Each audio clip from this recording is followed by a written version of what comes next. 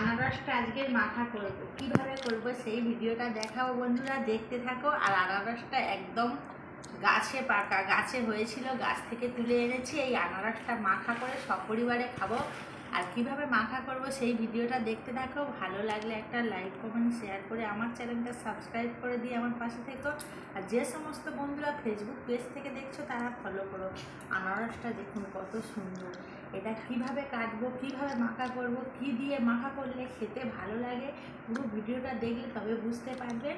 আর এখন এই আনারসটা আমি কাটবো। আনারসের এটা মুখের দিক আর এটা পিছন দিক। এই মুখের দিকটা আজকের মাখা করব।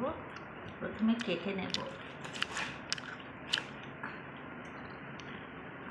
কি দারুণ আনারসের সেন্ট। আর আনারসটা দেখুন বন্ধুরা কত সুন্দর, মানে গাছের আনারস তো ওই জন্য খুব সুন্দর পেকে গিয়েছে আর গন্ধ ছাড়ছে খুব সুন্দর।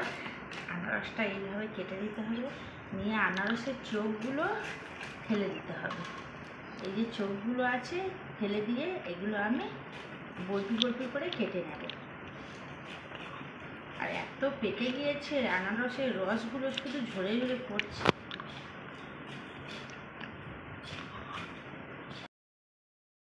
আনারসের চোখগুলোই এগুলো ফেলে দিতে হবে, এগুলো থাকলে গালে লাগে। আর এই আনারসটা আজকে আমি মাখা করবো তো একটু বড় সাইজের কাটবো। আর ঘরের গাছে পাকা আনারসের স্বাদই আলাদা। এগুলো এইভাবে কেটে নেব, সবগুলো আমি একই রকমভাবে কেটে নেব। আনারসের ডাঁটটা কেটে ফেলে দিয়েছি আমি, ভিতরের এখানে এই অংশটা কেটে ফেলে দিয়েছি। আর এই কাটা হয়ে গেছে। এবার এতে আমি মশলাটা দিয়ে দেব।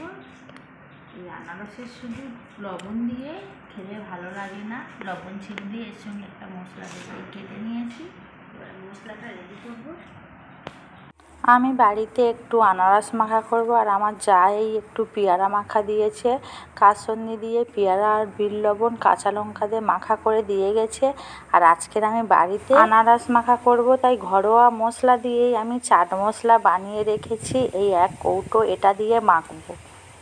বাড়িতে বানিয়ে রেখেছিলাম এই চাট মশলা। এই চাট মশলাটা দিয়ে আজকের এই আনারস মাখাটা করব। হালকা করে আমি বিট লবণ দিয়েছি আর এই চাট মশলাটা দেব, দিয়ে ভালো করে মাখিয়ে নেব। এটা দিয়ে খেতে খুব ভালো লাগে। আর সেন্টটা খুব সুন্দর তো চাট মশলা, স্বাদও খুব সুন্দর। মাখানো হয়ে গেছে, এবার একটা খাবো। এই চাট মশলাগুলো এই গায়ে কেমন লেগে আছে দেখুন। এবার এটা খাবো, কেমন লাগে খেয়ে।